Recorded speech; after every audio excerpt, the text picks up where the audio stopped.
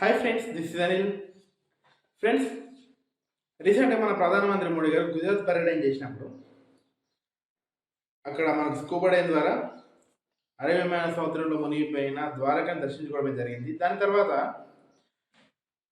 సబేరియన్స్ అని ఏర్పాటు చేసి ప్రతి ఒక్కరికి మునిపోయిన ద్వారకాని చూసే ఛాన్స్ అయితే ఇస్తామని చెప్పి జరిగింది. అయితే అసలు ద్వారకా హిస్టరీ అయితే మనం తెలుసుకుందాం ఫ్రెండ్స్. అసలు ద్వారక ఎందుకు మునిపోయింది, అసలు ద్వారక ఎందుకు కట్టారు, చరిత్ర ఏంది, శ్రీకృష్ణ భగవానుడు అసలు ఎందుకు నిర్మింపచేశాడని చెప్పి తెలుసుకుందాం.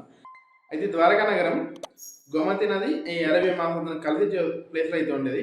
అసలు ఎందుకు కట్టాల్సి వచ్చింది అని చెప్పి చూస్తే మనకు శ్రీకృష్ణుడు మధురలో కంసుని వధించిన తర్వాత మనకు అక్కడనే ఉన్నాడు. శ్రీకృష్ణ పరమాత్మ అక్కడనే ఉన్నారు. అయితే ఈ కంసుని మామ ఎవరైతే ఉంటారో జరాసంధుడు ఒక ప్రతిజ్ఞ చేస్తాడు. అదేంటంటే శ్రీకృష్ణుని నేను చంపేస్తా అని చెప్పి ప్రతిజ్ఞ అయితే చేస్తాడు. అయితే దీని గురించి చాలాసార్లు మధురల మీద దాడి చేసి ప్రజలు ఇబ్బంది పెట్టడం జరిగింది. అన్నిసార్లు శ్రీకృష్ణుడు ఓడించడం జరిగింది జరాసంధుని. అయితే ఇలా కాదని చెప్పి తన ప్రజలకు ఇబ్బంది కలగదని చెప్పి ద్వారకాని నిర్మించడం. అయితే దేవశిల్పి ఎవరైతే విశ్వకర్మ నిర్మించాడని చెప్తారు. దీన్ని ఒక రోజునే కట్టారని చెప్పి కూడా చెప్తారు. అయితే ఇది ఆ కాలంలోని 82 కిలోమీటర్ల విస్తీర్ణం అయితే ఉంటుందని చెప్తారు. పెద్ద పెద్ద బిల్డింగ్స్ కానీ ఫౌంటైన్స్ కానీ ఇట్లా మార్కెట్స్, రోడ్స్ అవి ఈ కాలం ఆర్కిటెక్చర్కు ఏ విధంగా అయితే ఉన్నదో అదే విధంగా మనకు ఉంటుండేది చెప్పారు. అంతేకాకుండా ఇది మనకు దీవిలాగా ఉంటున్నాయని కూడా చెప్పారు. అంటే మనకు ద్వారకా యాక్చువల్గా అర్థమైందంటే అనేక ద్వారాలు కలది అని చెప్పి ఒక అర్థమైతే ఉంటుంది. సో మనకు ద్వారకా అప్పుడే మంచి టెక్నాలజీ యూజ్ చేస్తారని చెప్పి చెప్పారు. ఆర్కియాలజీ డిపార్ట్మెంట్ వల్ల పరిశోధన చేస్తే ఫస్ట్ వాళ్ళ 3500 సంవత్సరాల క్రితం అయితే ద్వారక మునిగిపోయిందని చెప్పి అయితే వాళ్ళు అయితే ఫస్ట్ అనుకోరు. కానీ వాళ్ళు రీసెర్చ్ చేయంగా దగ్గర దగ్గర 8500 సంవత్సరాల క్రితం ద్వారక మునిగిపోయిందని చెప్తారు. 8500 సంవత్సరాలు అంటే దగ్గర దగ్గర ద్వాపర యుగం, అంటే శ్రీకృష్ణుని టైంలో అని చెప్పి తెలుస్తుంది.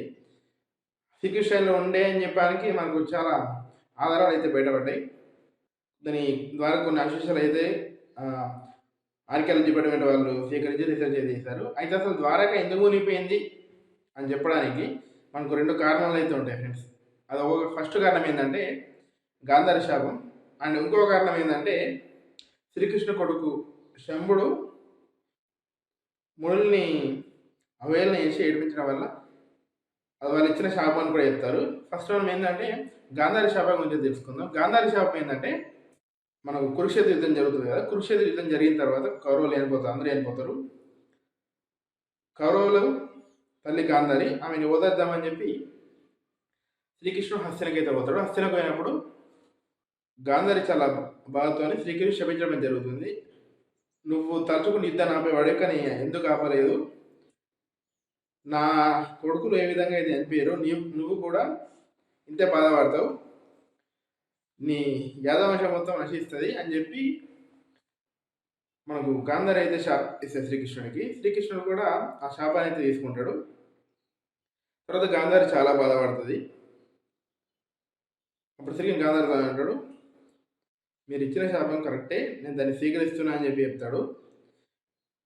అది ఇంకోటి, దీని తర్వాత ఇంకోటి ఏం జరుగుతుందంటే ఇంకోటి రెండో శాపం అని చెప్పిన అది ఏంటంటే శ్రీకృష్ణుడి కొడుకు శంభుడు ఎవరైతే ఉంటారో అతని స్నేహితులతో ఆడుకుంటున్నప్పుడు కొందరు మునులు అయితే వెళ్తారు. అయితే వాళ్ళు ఆ మునుల్ని శ్రీకృష్ణుడి కొడుకు అవహేళన అయితే చేస్తాడు. అప్పుడు ఆ మునులు కోపంతో మీ రాజ్యంలో ముసలం కొట్టి మీ రాజ్యం మొత్తం నాశనం అయిపోతాయని చెప్పి వాళ్ళని క్షమించడం జరుగుతుంది. అయితే కొంతకాలం తర్వాత వీరులు ఎవరైతే ఉంటారో, రాజ్యంలోని యాదవ వీరులు అయితే ఎవరైనా ఉంటారో వాళ్ళ గొడవపడి యుద్ధం చేసుకొని చనిపోవడం అయితే జరుగుతుంది. చాలామంది జన్మ. దాని తర్వాత శ్రీకృష్ణుడు అడవికి వెళ్ళినప్పుడు ఒక బోయవాడి బాణం ఏదైతే ఉందో శ్రీకృష్ణుడు బొట్టన వెళ్ళి కదా, శ్రీకృష్ణుడు తన అవతారాన్ని ఛాలెంజ్ జరుగుతుంది. అయితే దాని తర్వాత ద్వారక అనేది మునిగిపోతుంది ఫ్రెండ్స్. ఒక పెద్ద సముద్రం అలాంటిది వచ్చి ద్వారకని అయితే ముంచడం జరుగుతుంది. అయితే ఇందులో మనకు శ్రీకృష్ణుడు తన కర్మఫలాన్ని కూడా అనుభవిస్తాడు. అది ఎలాగంటే శ్రీకృష్ణుడు రామావతారం ఉన్నప్పుడు వారిని చెట్టు చాటుని చెప్తాడు. ఆ కర్మఫలాన్ని ఈ వాలి బోయవానిగా జన్మిస్తాడు. ఈ బోయవాడు వేటకు వచ్చినప్పుడు శ్రీకృష్ణుని బొటన వేలు ఒక జింక కన్నులో అనిపించి దాన్ని బాణంతో చంపేద్దామని చూస్తే బాణం పెట్టిస్తే అది శ్రీకృష్ణ బొటన వేలు కలుగుతుంది. బొటన వేలు కలిగిన తర్వాత బోయవాడు శ్రీకృష్ణ దగ్గరికి వెళ్ళి బాధపడతాడు.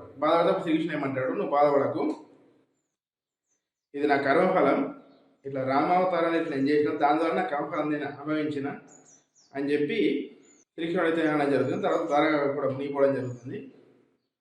ఈ విధంగా ద్వారక నగరం అయితే మునిగిపోతుంది. ఇన్ని సంవత్సరాల తర్వాత ద్వారక అందరు దర్శించుకునే అవకాశాన్ని అయితే మన అమ్మడి గారు గమనిస్తారు. తర్వాత త్వరలోనే సబ్మెరైన్స్తోని అందరు దర్శించుకునే ఛాన్స్ అయితే ఉంటుంది ఫ్రెండ్స్ మునిగిపోయిన ద్వారకని. ఇది ఫ్రెండ్స్ ఈరోజు వీడియో.